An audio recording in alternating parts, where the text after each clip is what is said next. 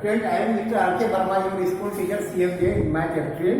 Okay बेटा, class 9 का अब हम लेक्चर 1 पढ़ाएंगे यूक्लिड ज्योमेट्री का। यूक्लिड ज्योमेट्री के बारे में पढ़ाएंगे तो पहला पॉइंट इसमें आता है ऑक्सिन। ऑक्सिन किसे कहते हैं? The basic fact which are the taken for the जनरेटेड without proof are called the axiom. यानी वो बात जो यूनिवर्सल ट्रूथ है उसको प्रूफ नहीं किया जा सकता है आर कॉल्ड द ऑक्सिन, जो कि यूनिवर्सल ट्रूथ है। जैसे a line contains the infinite point, माने एक लाइन जब तुम खींचते हो इसमें बहुत सारे पॉइंट होंगे, बहुत सारे पॉइंट होंगे, तब एक लाइन आ रहा है। तो ये यूनिवर्सल क्या है? ट्रूथ है, इसको प्रूफ नहीं किया जाता है are called the axiom. Okay, अब स्टेटमेंट आता है। स्टेटमेंट होता है ए स्टेटमेंट कैन बी जज टू बी ट्रू और false is called the statement. यानी कोई भी कथन जिसको प्रूफ किया जा सकता है कि यह बात सत्य है कि असत्य है, यानी ट्रू है कि फॉल्स है, इस चीज को प्रूफ करना ही क्या कहलाती है? स्टेटमेंट कहलाती है। जैसे फॉर एग्जाम्पल ए स्टेटमेंट जैसे आ गया कि statement required the proof is called the theorem.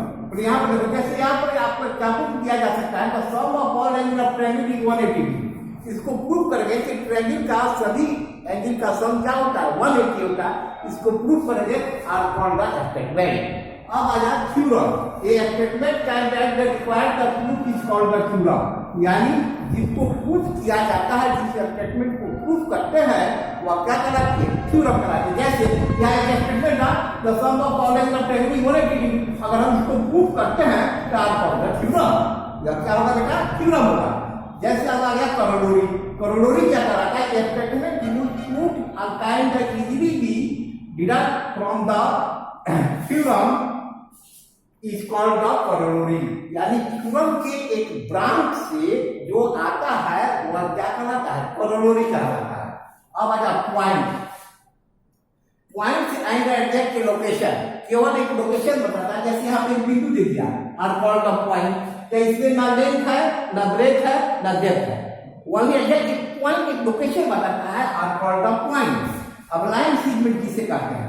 A straight path between the two points A and B is called the line segment। तो यहाँ A और ऐसे आ गया, इसको बोले A और B, या क्या कराएगी? लाइन सेगमेंट कराएगी। क्यों? कि यहाँ इंड पॉइंट है और इसका भी इंड पॉइंट है, नहीं आगे बढ़ाया जा सकता है, नहीं पीछे बढ़ाया जा सकता है, are called the line segment. तो line segment denoted by AB या नोट पर क्या है? बंद है। इसका पॉइंट क्या नोट क्या मिला बेटा?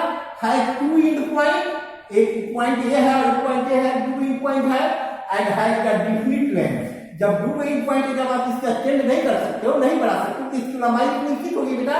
तो ये क्या होगा? इसका एक डिफिनिट लंबाई होगी, are called the line segment. अब रे देखो, a line segment AB when extended infinitely in the one direction is called the ray।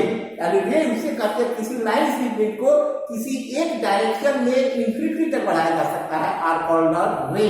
तो यानी कहने का मतलब क्या होगा कि यहाँ पर इसका एक पॉइंट हो गया और ये भी यहाँ पे एरो मारे हैं, यानी इसको क्या किया जा सकता है? एक्सटेंड किया जा सकता है, वन डायरेक्शन में बहुत दूर दिया जा सकता है। इसको हम क्या बोलेंगे? रे। तो रे को डिनोट करके ये भी, तो यहाँ पर एक की हो गया। इसका मतलब क्या हुआ? ए इन पॉइंट हुआ और बी डायरेक्शन में ऊपर के। अगर हम ऐसे लिखते हैं ए बी, अगर हम ऐसे साइन दे दिए ऐसे, इसका मतलब क्या हुआ? यहाँ पर बी इन पॉइंट है और ए डायरेक्शन हम क्या कर रहे हैं? मूव करते हैं, आर कॉल्ड द रे। तो इसका पॉइंट क्या मिला बेटा?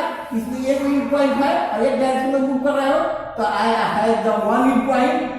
अब दूसरा क्या है? बढ़ेगा तो डिफिनिट लेंथ नहीं होगी, तो है नो डिफिनिट लेंथ। इसकी कोई एक निश्चित लंबाई नहीं होती है। तो क्या हो गया? रे। तो बेटा रे के बारे में समझ गए कि इसका क्या होगा? एक इंड पॉइंट होगा, एक डायरेक्शन बढ़ाया जा सकता है, इसकी लंबाई निश्चित नहीं होगी। अब आया लाइन। लाइन किसे कहते हैं? A line segment AB when the extended the both direction is called the line segment.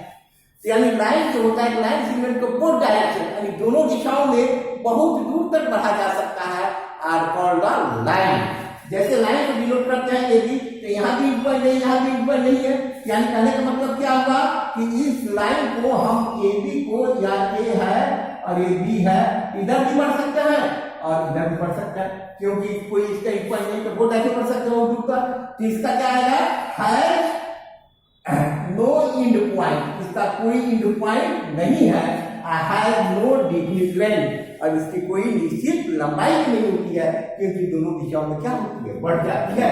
यह क्या कराएगी, लाइन कराएगी। तो लाइन का नोट क्या आ गया कि इसमें कोई लंबाई नहीं होती है और इसकी कोई डिफिनिट लेंथ नहीं होती है। अब आ जाए कोलोनियल पॉइंट। तो कोलोनियल पॉइंट किसे कहते हैं, मोर देन 3 और मोर पॉइंट, 3 और 3 से अधिक बिंदु, a line passing through the all points are called the collinear point. जैसे मान लीजिए कि यहाँ पर एक पॉइंट हो गया ए, यहाँ पर पॉइंट हो गया बी, यहाँ पर पॉइंट हो गया सी, और यहाँ पर पॉइंट का हो गया डी। एक लाइन को हम खींच रहे हैं तो देख रहे हैं ए बी सी डी सभी पॉइंट से क्रॉस कर गई, तो you are take easily point A, point B, point C, point D are the collinear point. But here look at the picture, A B C, इसका नाम रख दो P Q R, और यहाँ पर रख दो पी। अब क्या करेंगे, लाइन पास किया, पी क्यू आर गया, तो पी क्या हो गया, छूट गया। तो आप कह सकते हैं कि P Q R and T R not colonial point, यानी कोलोनियल पॉइंट में ऑल लाइन पॉइंट से लाइन को पास होना अनिवार्य है, तभी कहलाएगा कोलोनियल पॉइंट। अगर लाइन पास नहीं कर रहा है बेटा तो कोलोनियल पॉइंट नहीं कहलाएगी। ओके, ठीक इसके आगे बता रहा है।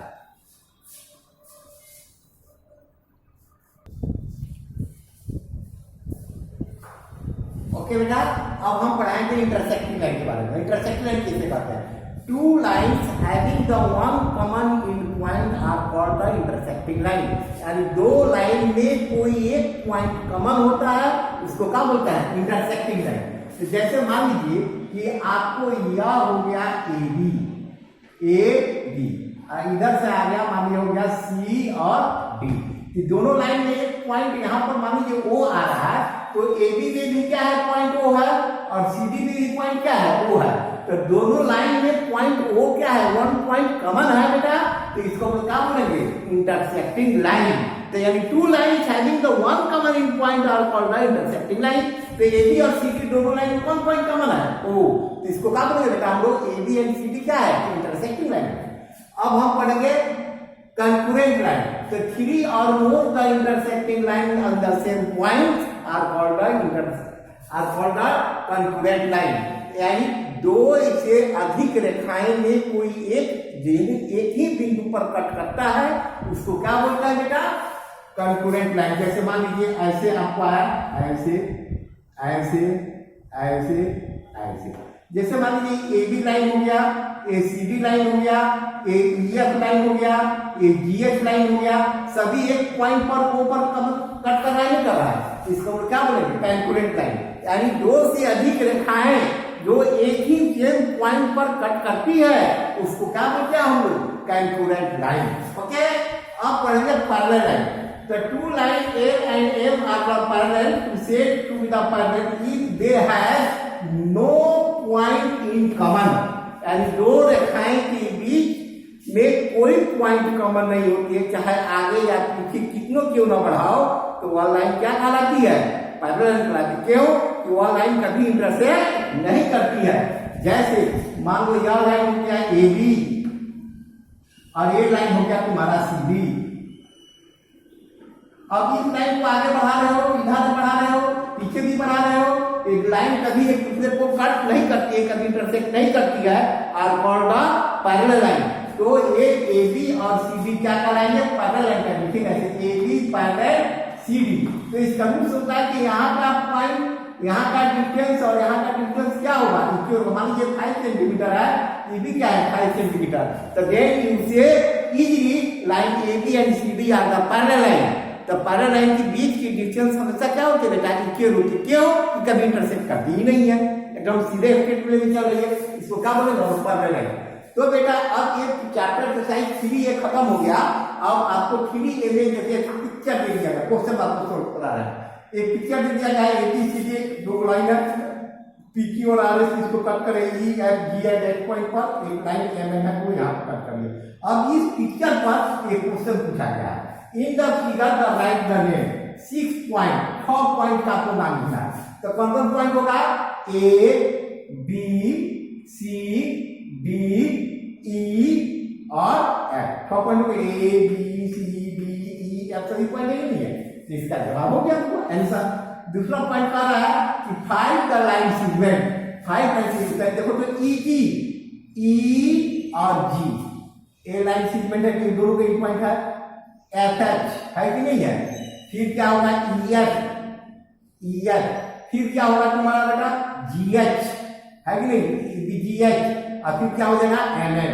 एक यहाँ लाइन पर दोनों इन पॉइंट है, ए बी इन पॉइंट है, ई बी इन पॉइंट है, ई बी इन पॉइंट है, ई बी इन पॉइंट है। तो इस सारे क्या कराएंगे, लाइन से जोड़ना नाम यहाँ पे G F H E F E H and M N. तीसरा होगा 4 रे, 3 वो रे का नाम है। देखो तो ई पी, ई और पी या रे है, क्योंकि ये 1 का बढ़ाया जा सकता है, जी आर इसको बढ़ा सकता है, एफ इसको भी बढ़ा सकता है, जी एच इसको भी बढ़ाया जा सकता है। ये रे का नाम हो गया। चौथा में आपको दे रहा है 4 लाइन, 4 लाइन का नाम लिखो। तो ए बी एक लाइन है, सी डी एक लाइन है, ए बी सी डी, और क्या लाइन है पी क्यू, पी क्यू भी एक लाइन है, पी क्यू एक लाइन है, और आर एस टी का एक लाइन है। इसका जवाब हो गया। अब कर रहा है 4 collinear point, N E G B, N E G B को सारे पॉइंट से लाइन क्या कर रही है, पास कर रही है। इसको हम लोग क्या बोलेंगे, कोलोनियल पॉइंट। ओके, अब आपका इस तरह एक्सरसाइज 3A आपका खत्म हो गया बेटा, इसका आप सोल्यूशन कर लेंगे। ओके।